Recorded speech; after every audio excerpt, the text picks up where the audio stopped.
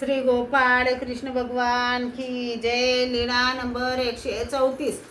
बाईसाचा राग. एके दिवशी सर्वज्ञांना सकाळचा पूजा वसर झाल्यानंतर आसनावर बसलेले असताना एक स्त्री सर्वज्ञांच्या दर्शनाला आली.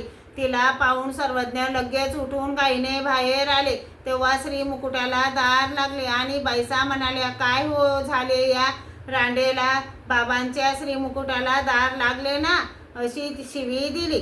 सर्वज्ञ म्हणाले, बाई थांबा, शिवी देऊ नका. मनुष्य संसार दुःखाने त्रसल्यानंतर येथे शांत होण्यासाठी येतो आणि तुम्ही यांना शिव्या देता. बाई येथही आले या आणि प्राणी जडतात, जावे तरी निवावे ते के. मग सर्वज्ञांनी तिला भेटीसाठी व दर्शनासाठी थोडा वेळ दिला. मग ती गेली. श्री गोपाळ कृष्ण भगवान की जय.